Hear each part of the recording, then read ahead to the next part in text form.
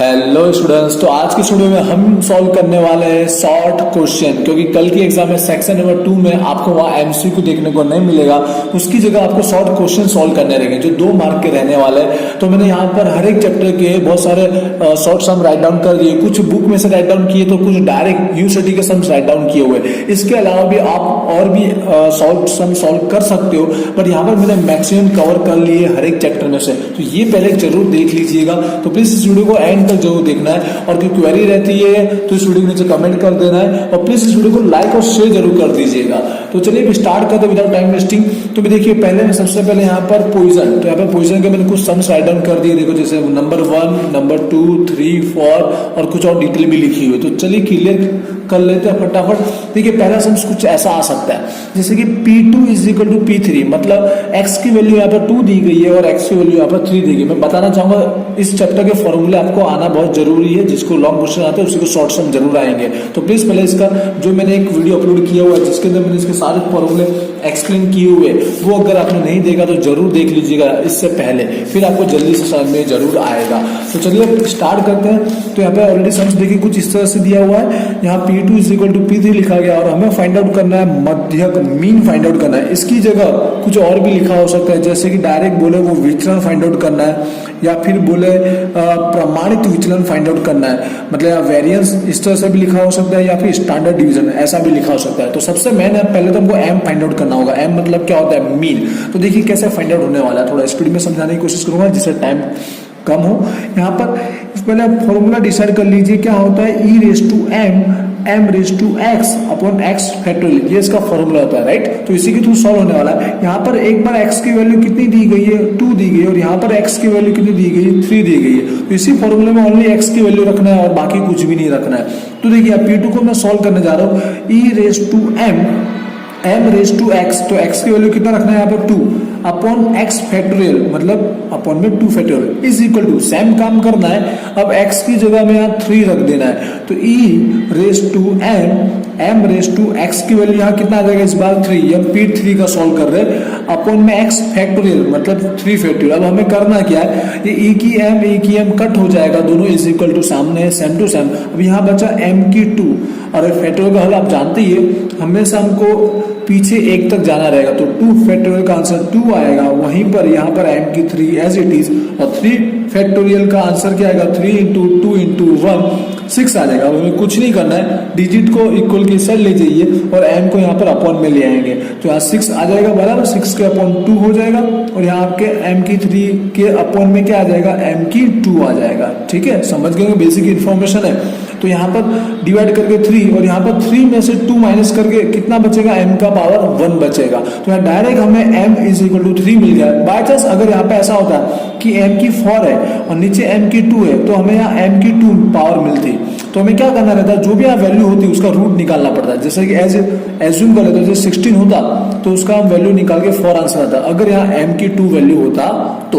अब अगर विचरण बोला हो गया तो आप जानते ही है कि विचरण इज इक्वल टू मध्यक, मतलब दोनों की वैल्यू क्या होती है? सेम होती है।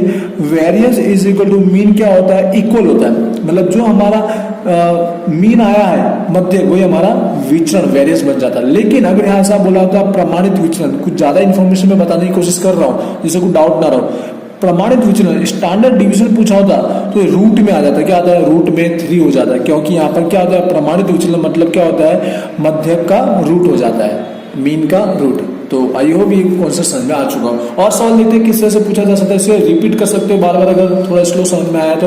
यहाँ पे अगेन नेक्स्ट क्वेश्चन कुछ इस तरह से पूछा जा सकता है, जैसे मध्यक मीन इज इक्वल टू कितना दिया है? 2 दिया गया, और हमें फाइंड आउट करना है प्रमाणित विचलन SD, standard division find out करना। तो जैसे मैंने कहा प्रमाणित विचलन standard division is equal to root में m होता है। ठीक है, तो m मध्यक का आंसर कितना दिया? 2, और रूट में हो जाएगा, इसका रूट निकल नहीं पाएगा, मतलब इसका वर्गमूल निकल नहीं पाएगा। तो ऐसा का ऐसा राइट डाउन करना है। इसकी जगह रूट में 4 होता तो उसका आंसर 2 आ जाता, रूट में 16 होता तो उसका आंसर 4 आ जाता। ठीक है, बट यहाँ पर निकल नहीं सकता, तो हम as it is answer write down कर देंगे।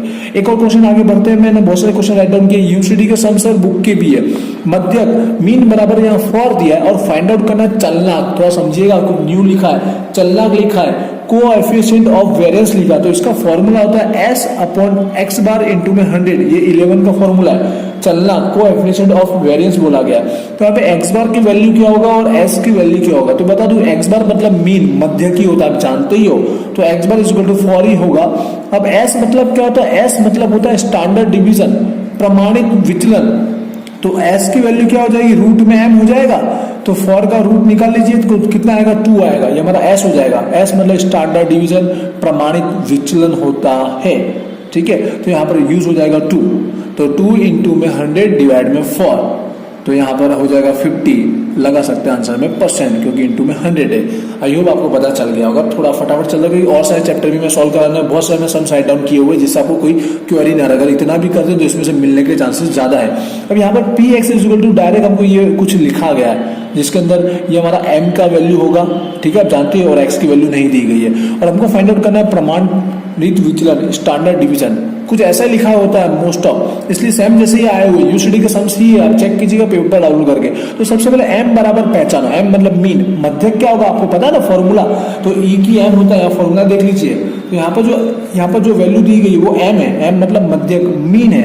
अब हमें फाइंड आउट करने के लिए बोला है प्रमाणित विचलन, स्टैंडर्ड डिवीजन, तो कोई बात नहीं, स्टैंडर्ड डिवीजन मतलब क्या होता है, रूट में एम। अब आप कंफर्म पता चलता जा रहा है, हर एक में कुछ सेम जैसे ही आ रहा है, तो बस यहाँ पे 2.25 है, उसका रूट निकाल लीजिए तो कुछ निकलेगा 1.5 निकलेगा, और ये हमारा आंसर हो जाएगा प्रमाणित विचलन, स्टैंडर्ड डिवीजन। तो क्लियर हो चुका है, आई होप समझ में आया। लास्ट एक पॉइंट आपको नोट डाउन कराऊंगा इस चैप्टर के अंदर, पेज नंबर बुक के अंदर 44 में आपको देखना है, जहां पे क्या पूछा गया है कि हमको, मैं दिखाई दे रहा हूँ बुक के अंदर से आपको कुछ ऐसा देखने को मिलेगा। आपको अगर टॉपिक पूछा जाएगा कि ये जो द्विपदी वितरण है, बाइनोमियल डिस्ट्रीब्यूशन, इसके अंदर पोजीशन कब यूज किया जाता है, तो ये फॉर्मूला ये राइट डाउन करना थियरी के टॉपिक में, यहाँ तक राइट डाउन करना है, ठीक है। पढ़ लीजिएगा, मैं पढ़ के भी एक बार बता देता हूँ। तो एन ની કિંમત ખૂબ જ નાની હોય અને પી ની કિંમત ખૂબ જ નાની હોય, ठीक है, सॉरी, एन ની કિંમત ખૂબ મોટી હોય અને પી ની કિંમત ખૂબ નાની હોય, ઉપરાંત એનપી ની કિંમત અચળ હોય, ત્યારે દ્વિપદ વિતરણ પોઝિશન વિતરણને અનુલક્ષે છે।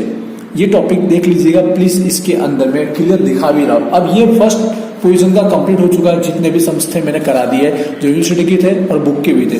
वीडियो लॉन्ग हो जाएगा, बट प्लीज इसको देख लेंगे तो आपका काम हो जाएगा। जो 5 आपको अटेम्प्ट करने इसमें से मिल ही जाएंगे। अब आते हैं अति गुणोत्तर, हाइपोजियोमेट्रिक में आते हैं, जहां पर m की वैल्यू दी गई है, n की वैल्यू दी गई है, r की वैल्यू दी गई है, उसके थ्रू हमको फाइंड आउट करना है मध्यक और विचरण, मीन और वेरिएंस फाइंड आउट करना है। तो मैं इसका फॉर्मूला राइट डाउन करके बता देता हूँ, ऐसा तो सॉल्व आप खुद कर ही सकते हो, इसका फॉर्मूले मैं अगर बता दूंगा तो उसके ऊपर से आपको कैलकुलेशन करना तो आता ही होगा। आपने अगर लॉन्ग क्वेश्चन सॉल्व किए, सारे वीडियो देखे तो। मध्यक मीन का फॉर्मूला होता है m इंटू आर अपॉन में m प्लस n। तो सारी वैल्यू हमारे पास है। m बराबर कितना दिया, जैसे कि 4, r इस वैल्यू कितना दिया 2, m प्लस n, m कितना दिया 4 प्लस 6 जैसे कि 8, और अपॉन में 10 0.8, ठीक है। यहाँ इंटू क्या है या प्लस हुआ है, एज इट इज फॉर्मूला हमने अप्लाई किया। वितरण वेरिएंस का फॉर्मूला थोड़ा लॉन्ग होता है, m इंटू में n इंटू में r, यहाँ पर m प्लस n इंटू में r, थोड़ा लॉन्ग होता है बट बेसिक है। इसके ऊपर स्क्वायर और यहाँ पे m प्लस n माइनस 1। इसका सॉल्यूशन प्लीज वीडियो अपलोड किया हुआ है, चेकआउट जरूर कीजिएगा, टाइम वेस्ट नहीं करना चाहूंगा। इसमें सारी वैल्यू आपको दी गई, यूज कर आंसर ला लीजिए। एक और टॉपिक यहाँ पे देख लीजिए, थोड़ा टाइम सेव करने के लिए मैं ऐसा फटाफट कर रहा हूँ। यहाँ पर आपको n और r तो दिया हुआ, पर ये m प्लस n करके 30 दिया, इसका मतलब आपको m बराबर इंडिविजुअल पता करना हो तो n की वैल्यू कितनी दी है, 20 दी है, तो 20 या माइनस कर लीजिए, 30 माइनस 20, तो m इज इक्वल टू कितना आएगा, 10 आ जाएगा।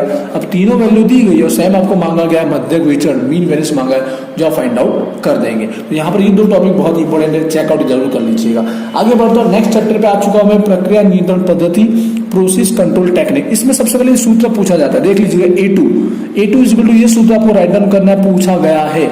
3 के अपॉन में है ये D2, 3 के अपॉन में D2 एंड रूट में स्मॉल n, ये आपका फॉर्मूला है A2, ठीक है। अगला ऐसा पूछा जाता है कि भाई सी बार का आंसर दे दिया है और आपको नियंत्रण सीमा निकालना है, कंट्रोल लिमिट, तो जस्ट फॉर्मूला राइट डाउन कर देता हूं, बाकी आप कर सकते हो। CL is equal to C bar, UCL is equal to C bar plus 3 root में सी बार, और LCL is equal to C bar minus 3 root में सी बार। आपको सॉल्व करना है, ठीक है, वैल्यू राइट डाउन करके, जैसे मैंने फॉर्मूला लिखा है, ये सॉल्यूशन नहीं हुआ कंप्लीट, सॉल्यूशन करना तो आपको आता ही होगा।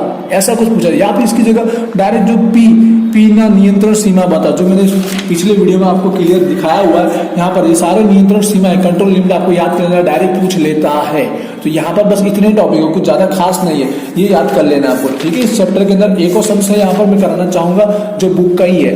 यहाँ पर कुछ ऐसा दिया यूसीएल माइनस एलसीएल दिया, उसका आंसर 24 दिया और फाइंड आउट करना है सी बार। तो कोई बड़ी बात नहीं है, तो यूसीएल का फॉर्मूला राइट डाउन कर लीजिए, सी बार प्लस 3 अपॉन में सी बार। शॉर्ट सम में कुछ होता नहीं है, बेसिक डिटेल पता होनी चाहिए। ये माइनस तो माइनस है, अब एलसीएल का फॉर्मूला क्या है, सी बार माइनस होता है, यहाँ क्या होता है माइनस, बट आउटसाइड में माइनस होने की वजह से प्लस कर दिया मैंने डायरेक्ट साइन को चेंज कर दिया, ठीक है। एलसीएल के अंदर यहाँ माइनस में होता है, लेकिन आउटसाइड माइनस होने की वजह से इसको चेंज करके मैंने प्लस कर दिया, इज इक्वल टू दिया 24। अब देखिए प्लस का और माइनस का सी बार कट हो गया, 3 और 3 कितना हो गया, 6 हो गया, 6 सी बार इज इक्वल टू 24, और यहाँ पर 24 के अपॉन में आ जाएगा 6 और डिवाइड करके आपको सी बार रूट में आपको कितना मिल जाएगा, यहाँ पर डिवाइड कीजिए 4, रूट को आपको हटाना है, ठीक है। तो दोनों साइड क्या करते हैं हम लोग, स्क्वायर करते हैं, तो सी बार इज इक्वल टू 16, ये इसका फाइनल आंसर। तो कोई बड़ी बात नहीं, आई होप समझ में आया तो स्लो आराम से देख लीजिएगा, इसको थोड़ा मैंने स्पीड में समझा दिया हो। तो अगला टॉपिक है यहाँ पर चौथे चैप्टर के अंदर आ गया, लास्ट के अंदर आ चुका है, जस्ट फिनिश कर दूंगा। सैम्पलिंग प्लान निर्देश योजना समझाने को बोल देता है, ऐसा एनसीएन के अंदर को भी वैल्यू दी गई होगी, उसको समझाओ। उदाहरण नंबर 1 में जरूर देख लीजिएगा, पेज नंबर 138 में भी निकाल के दिखा देता हूँ, ये टॉपिक आने के चांसेस गारंटेड है। इस तरह से आपको वैल्यू दी गई होगी, एन इज इक्वल टू इतना है, small capital N, small N और सी। तो आपको समझाना है कि इसमें 1000 में से हमने 80 सैंपल लिए हैं, जिसमें से अगर 2 से ज्यादा खराब हो तो उसे हम एक्सेप्ट नहीं करेंगे, 2 से कम हो तो हम उसे एक्सेप्ट करेंगे। इतना आंसर लिख दीजिएगा इस चैप्टर में से। और कुछ ऐसे टॉपिक आ सकते हैं जैसे कि पीए का आंसर दिया 0.93, आपको फाइंड आउट करना उत्पादक जोखिम प्रोड्यूसर रिस्क। तो आप जानते हैं alpha is equal to 1 minus PA, ये इसका सिंबल है, उत्पादक का जोखिम प्रोड्यूसर रिस्क। तो 1 माइनस 0.93 0.07, ठीक है, क्लियर हो रहा होगा। आगे और बढ़ता हूं मैं, कुछ ऐसा एक क्वेश्चन है, थोड़ा लॉन्ग दिया था तो समझा दो। यहाँ कैपिटल एन फाइंड आउट करना है, स्मॉल एन दिया है, सी दिया हुआ है, साथ में पी डैश पी एटीआई दिया हुआ है। सबसे पहले हमको कैपिटल एन फाइंड आउट करना है, उसके बाद ए और क्यू फाइंड आउट करना है। तो इसको मैं सॉल्व करके दिखा देता हूँ। हमारे पास आंसर किसका, एटीआई का। तो एटीआई का आंसर दिया तो फॉर्मूला लगा दो, small N bracket capital N minus small N 1 minus P A. ATI का आंसर कितना दिया, 195, स्मॉल एन कितना दिया, ये 100, समझ रहे हो, ये स्मॉल एन है, प्लस कैपिटल एन तो हमें फाइंड आउट करना है, स्मॉल एन कितना है 100, 1 minus P A is equal to कितना दिया, 0.95 दिया हुआ है। अब यहाँ 195 रहते दीजिए ऐसा कैसा 100 प्लस इस ब्रैकेट को ओपन करना है, इसके साथ मल्टीप्लाई करना है। तो यहाँ माइनस करके कितना आएगा, पहले ऐसा काम करते हैं, माइनस कर लेते, 0.05 आएगा, 1 में से माइनस किया। अब इस ब्रैकेट को ओपन करके यहाँ मल्टीप्लाई करने की बारी है, तो मल्टीप्लाई कर रहे, तो यहाँ पर 0.05 का n से मल्टीप्लाई कीजिए, 0.05 कैपिटल N माइनस 100 से मल्टीप्लाई करेंगे तो 5 आएगा। अब यहाँ 100 और ये माइनस का 5, ये प्लस का और माइनस का है, तो आप 100 में से 5 को माइनस कीजिए, 95 मिलेगा आपको, ठीक है, प्लस 0.05 n तो बचेगा। अभी प्लस का सर माइनस में ले आइए, तो 95 को माइनस कर देंगे, तो माइनस करने के बाद जो हमारे पास बचेगा वो यहाँ पर 100 बचेगा। और अब 100 बचने के बाद आपको कुछ नहीं करना है, इसका डिवाइड करना है। तो 100 डिवाइड में 0.05 और डिवाइड करते आपको n इज इक्वल टू कितना मिल जाएगा, 2000 आपको मिल जाएगा। और A O Q find out करना है उसके आगे जाके, तो A O Q is equal to क्या होता है, पी डैश इंटू में पी ए। तो पी डैश कितना दिया 0.02 और पी ए कितना दिया 0.95, जो आप सॉल्व कर सकते हो। थोड़ा स्पीड में समझाया, जस्ट टाइम सेव करने के लिए, लॉन्ग ना हो जाए, ताकि टॉपिक बहुत ही इजी और ऐसे घुमा फिरा के टॉपिक पूछ लिया जाए जिसमें आपको बेसिक फॉर्मूले पता होने चाहिए, ठीक है। तो ये पहला वाला वीडियो भी जरूर दिखेगा जिसमें मैंने बेसिक फॉर्मूले भी बहुत अच्छे से एक्सप्लेन किए। तो ये 2 वीडियो आप कंबाइन करके देख लेंगे ना, या शॉर्ट सब मैंने एक्सप्लेन कर दिया। आई होप आपको अच्छे से समझ में आ चुका होगा। फिर भी क्वेरी तो मुझे कमेंट करके जरूर बताइएगा, उस वीडियो को दोबारा अच्छे से भी देख लीजिएगा, ठीक है। एग्जाम के लिए wish you all the best, और वीडियो को शेयर जरूर कीजिएगा, चैनल को सब्सक्राइब जरूर कीजिएगा। मिलते हैं नेक्स्ट वीडियो में, थैंक यू।